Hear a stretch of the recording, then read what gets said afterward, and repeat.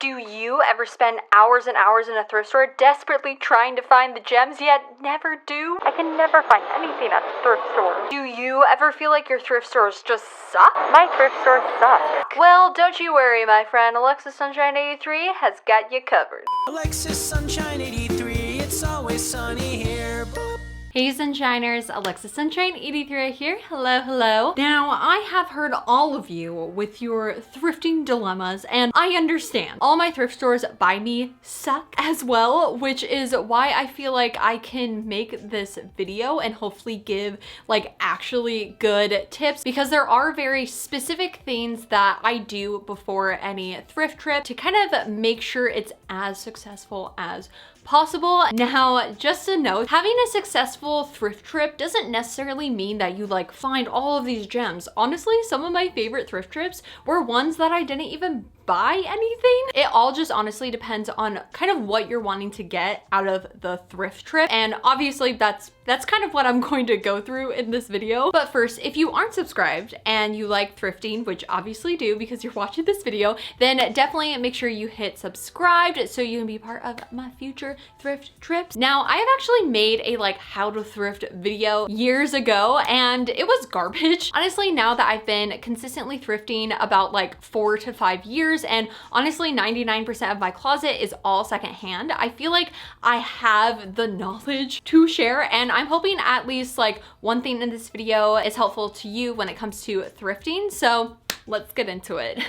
Part 1 is where to even thrift. I feel like saying that it's like, oh, well, you just go down to your thrift store, which yes, but there are so many different ways to thrift nowadays. And again, it is so dependent on what you personally are looking for. Like what describes a good thrift store is entirely dependent on you and your personal style. One of my good friends loves Y2K style. So if she goes into a thrift store and it has a bunch of Y2K clothing items, that's probably one of her favorite thrift stores. Whereas if I went in there, I'd be like, where are all the grandma sweaters? Where are my funky cat shirts? So I think something to keep in mind is figuring out what your style is. Obviously, personal style will change forever, and never feel like, oh, I don't have a personal style, like what's wrong with me? No, it's just more about like, what do you like? Which I have made a video on how to find your personal style. So as you're going to different thrift stores, you can kind of like figure out which one has more of your style. Yeah. Now, the different ways to thrift. First, we have the typical thrift stores, the Goodwills, the Savers, the St. Vincent de Paul. Obviously, wherever you live, those names are going to be different, but you kind of get what I'm trying to explain. Basically, a thrift store that takes in free donations, at least in like the US, they're usually really big. I mean, obviously there's Goodwills that are smaller, but you're gonna get almost like warehouse style thrift stores where it's just like an endless amount of clothing. Within this specific category, my biggest advice is to go to multiple. Do not just go to the Goodwill down the street. No. I highly recommend Apple Maps,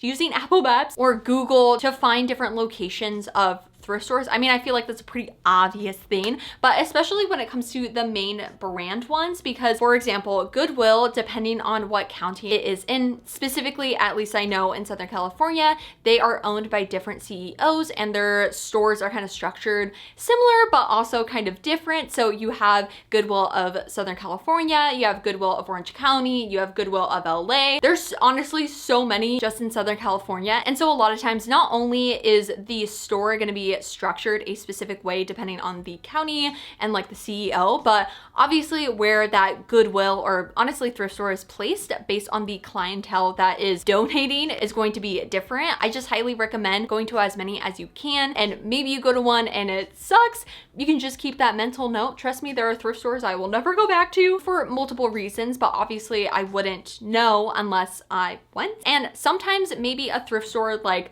the way that it looks inside, maybe it's not as organized. Doesn't mean that you won't find anything. It just means that you'll probably have to put a little bit more work to find something that you consider kind of like a gem versus going to one that maybe is like a little bit more upscale inside, but it's gonna have higher prices. So you have to figure out like what makes more sense to you and what do you value more. And like I said, I get so many comments of people saying that all their thrift stores suck, and all of my main thrift stores that I go to are 90 minutes to 3 hours away. So those good thrift stores may not actually be by you. And yes, it definitely sucks, which is something that I like to do specifically before I go to like a new thrift store is when I'm obviously trying to search for thrift stores that are by me or in a different city or something like that, which honestly, I just Google thrift stores and whatever comes up comes up. Definitely check out the photos, check out the reviews, so you can really figure out like, is it worth potentially like this big drive to go to. Now with reviews, I feel like you have to like take them with a grain of salt, because some people are just like, they were not in a good mood and they are ready to rage. Obviously, if like every single comment is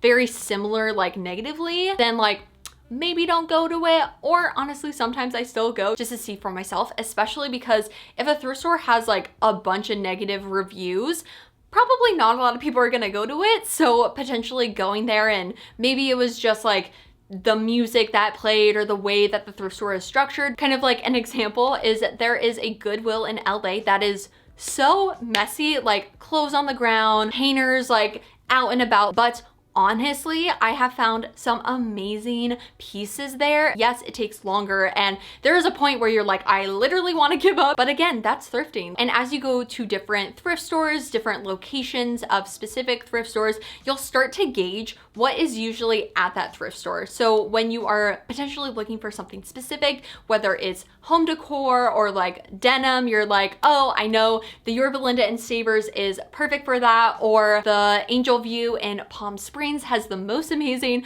home decor. Next is kind of like an extension of a thrift store, which I like to call extreme thrifting. Yeah. Now, I don't personally do these very often, but they can be, I guess, at least for me, I think they're fun. They can be quite fun. And obviously the pricing of this type of thrifting is a lot of times very inexpensive. So you have like the Goodwill outlet that pays per pound. So depending on how many clothing items you get, especially if they're very light, you could literally be paying $30 for an entirely new wardrobe. And it's not just the Goodwill outlet. You can find this type of thrifting from like non-name brand thrift stores as well. I know for myself, I don't know what it's called, but there's a thrift store like an hour-ish away where basically everything is actually hung up, and it's based on like how many clothes you can get into one bag. You only pay $10, which this is again something that you have to Google and kind of search around. Beware though, especially when it comes to like the Goodwill outlet, like it is intense, and depending on where it's at, you will then also get a different clientele of customers. Like there is a Goodwill outlet in LA where most of the customers are resellers, and they are intense. They will push you, they will like rip things out of your hand. So go into it with an open mind and the expectation that you are not gonna find anything. Now, resale thrift stores like Plato's Closet, Crossroads, Buffalo Exchange, and like etc. I'm just grouping them together because they're basically the same thing. These places usually have like trendier items, higher prices, and a little bit more like a normal shopping experience. I really recommend anyone that wants to get into thrifting and like secondhand fashion to honestly start here, especially if you've never really like dabbled in the thrifting space. Again, it's gonna be more expensive, but you kind of get a feel of like buying secondhand clothes, and it's not as like intimidating as going to a warehouse Savers where you're like, I don't even know where to start. A step up from those resale thrift stores are vintage stores, and I don't really go to these very often just because there isn't honestly really any vintage shops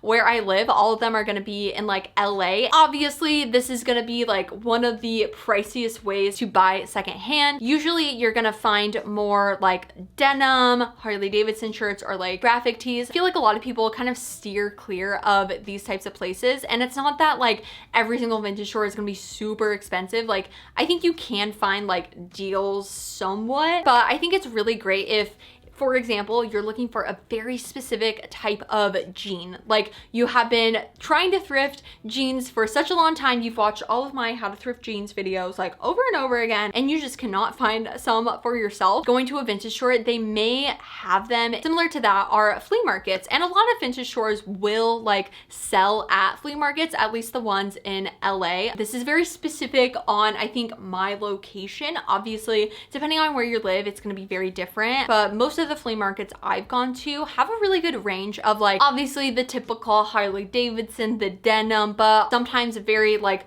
floral, fun dresses, even some like silk dresses. And then you have like a High School Musical t-shirt that's being sold, and you will get, in most cases, a better deal than say like a vintage store. And sometimes they almost have like mini Goodwill outlets, I'm just using that example, where they just have like clothing either on the ground like for $10. There was this one stand at the Rose Bowl flea market where it was literally a pile of Harley Davidson t-shirts, and they were all like $5. There's so many different kinds, and they all happen at different times. Like the Rose Bowl only happens once a month, so you do kind of have to be like in the know of when they are, because honestly they're really fun. Now I'm not going to go too into like estate sales and garage sales, mostly because I feel like I don't have enough experience to really talk about it, but it is another option when it comes to thrifting. Estate sales, unfortunately I have yet to go to one, but my good friend Macy from Blaze and Glaze does like a bunch of TikToks on estate sales, so highly recommend checking her out if you are kind of curious about it. But garage sales, I feel like you really have to go into it with an open mind, because you have no freaking idea of what you're gonna find. And then lastly, there's online thrifting, which obviously during the pandemic was a really big thing because we couldn't go to thrift stores, but also if you don't have thrift stores by you, I feel like it can be a really good option. Obviously there's so many different ways on how to thrift online. Like you have eBay, you have ThredUp, you have Depop, you have Poshmark, you have Etsy, you have Vinted, you have Mercari, and again, every single one is very different and it's very dependent on what I am looking for. So say if you're looking for Doc Martens, or maybe like you're on Urban Outfitters and you want a very specific top, you can copy and paste like the product name and just paste it into Poshmark, and most likely somebody is selling it, whether it was at the right size or maybe they ordered the wrong one. And personally, I just find it works better for me if I am looking for something specific. Whereas with Depop, I'm kind of just like open on like what Depop wants to show me, and definitely recommend liking stuff. Like it 100% makes a difference on what then Depop recommends you, and you can find some really cool, funky, interesting pieces. And then something like ThredUp, I usually mainly like to use it for bottoms because they do have a return policy, and especially with thrift stores not being able to go in and try stuff on, it is super nice to be able to return it. Okay, once we narrow down why we're thrifting and where we're going to be thrifting, there are very specific things I do before I go. Number one, if you do not know your measurements, measure yourself. Of course, only if you feel comfortable. If you don't want to kind of associate your body with a number, totally makes sense, but it is something that definitely does make a difference, especially again, like I said, most thrift stores have their dressing rooms closed, so it can make it a lot easier to know if something's going to fit or not. Because I don't know about you, but when you thrift something and then you get home and you try it on and it doesn't fit, it literally crushes my dreams, especially because the thrift stores I'm going to are like 2 hours away. I am probably most likely not gonna try to like drive back and like return the piece, you know? Of course you can try on the clothes like in the thrift store, just like in the racks, like you do you. But for me, I feel like just having a measuring tape is like key. And I always say like I forgot my measuring tape whenever I go thrifting, but the past 2 times I have not forgotten my measuring tape, so I'm gonna pat myself on the back. Specifically when it comes to jeans, something that I did is I actually measured jeans that already fit me perfectly. So I measured the rise, the waist, the hip, the inseam, the like thigh area. So then when I went thrifting, I can then measure those jeans and kind of compare if they would fit me or not. The next thing is bring snacks. Like I am telling you, when you're like 2 hours in to thrifting and your stomach is grumbling and rumbling and you're like, oh my God, I don't have any snacks, It is so terrible. So brain snacks, whether it's almonds, which is my personal favorite, or a granola bar, or I mean, what other snacks are there? I do not know, but just bring your favorite snack. The third thing I would recommend is making a Pinterest board of what you're kind of going for, whether it's a specific style or honestly a very specific item like a linen button up or a black skirt. I'll even make notes like on my phone for the very specific things I'm looking for, because it can get very overwhelming and you can forget your purpose very fast. And before you go to the thrift store, check if there's any sales going on. Like Goodwill has their $1 Thursday sales, Savers has their 30% off senior sales on Tuesday. And if you are not wanting to go to the thrift store when it's heavily crowded, do not go on the sale days. And being signed up for those emails, or honestly just being in the know, like when you go to the thrift store, see if they have any signs that say stuff about sales. Obviously it's dependent on like what kind of experience you want. Do you like it chaotic or do you like it kind of calm? So you're at the thrift store. Now what? Honestly, trying to figure out where to start is the hardest part. And personally, I like to actually start from the back. It makes it easier for me, weirdly, versus starting from the front. It feels very intimidating. And I usually start actually from the denim section, which is usually in the back. And that's because it calms me. Like, not even if I'm wanting to thrift jeans or anything, I will still start there. I just find that it keeps me in a good mindset. So if there's a specific section where you just feel really calm in, honestly, recommend starting there first. And the hardest part is honestly finding the first thing. Once you find like one cute thing and you put it in your cart, you're like, okay, I'm ready to conquer this thrift store. I would say don't overthink the first thing that you put in your cart, because we will circle back. Something I talk about a lot when you are in the thrift store is go into every single section. Go into the men's section or the women's section, which obviously clothes do not have a gender, and go into every single size, because what says it's a size 14, maybe in vintage sizing or honestly even junior sizing. I have a pair of straight leg jeans that say they're a size 14, but I'm usually like a size 4 to a size 6. And they fit me like a freaking glove, which again is why we brought our measuring tape. People put stuff in the weirdest places. Like you will find pants in the dress section. So keep a really like patient mindset as you kind of go through it. And personally, I do like 3 rounds. One thing to note, if you were at the thrift store and there's clothes on the ground by you or the hangers are like all messed up, fix it if you can. Thrift store hangers are literally the worst thing ever, and like do not keep the clothes on there at all. But at least try. Some things to keep in mind as you are thrifting is the material, kind of your personal like preference when it comes to material. So again, an example is denim. I personally like very thick, rigid denim versus a jegging material. Or if something's really, really cute, but it's made with an itchy material, I will probably not wear it. When it comes to like thrift flips or like alterations to thrift clothes, you really have to be honest with yourself if you're actually gonna do it. Because yes, you may saw someone on TikTok transform this amazing thrift store dress in like a couple easy steps, but you just know yourself and like you're not gonna do it. Like you can leave the dress there, and maybe when you are at a better point where you are more likely to do it, then thrift it. Because literally I had a dress in my closet that I thrifted where the strap was broken, and I was like, that's an easy fix. It took me a year to finally fix it. And like, yes, I love the dress, like do not get me wrong. And I think especially when it comes to pieces that are damaged, I think thrifting them is really good and giving them that second life that they deserve. And especially if you can and you feel confident in doing that. But getting the item and leaving it in your closet, and then the next time you do a closet clean out, you get rid of it because you realize you just aren't gonna put in the effort. Like it would have just made more sense if you left the piece there, which I feel like everyone that thrifts should have a little bit knowledge on like small repairs. So like fixing a zipper or sewing a button, or honestly even just like cropping jeans. I feel like everyone should know, because those are gonna be the things that you see most likely at the thrift store. I personally do not know how to fix a zipper nor sew a button, so obviously that's something I need to work on, but I think that would be something that is quite beneficial if you do thrift, because that's something that you are going to probably see very constant, and you can usually get a better deal on it because it's broken. Now, once you have gone through the store multiple times and your cart is filled to the brim of clothes, it is finally time to edit it. I feel like this is the most important part, and basically I will try to find a like corner or a place in the thrift store where there's not that many people. I like to make kind of two sides to my cart. So one side is the yes pile and the other side is the no pile. Sometimes I do have a maybe pile, which is like right in the middle. And a lot of times I'll bring out my measuring tape again to kind of just verify, is it the right size? And I just try to have like a heart-to-heart with myself of like, am I going to wear this?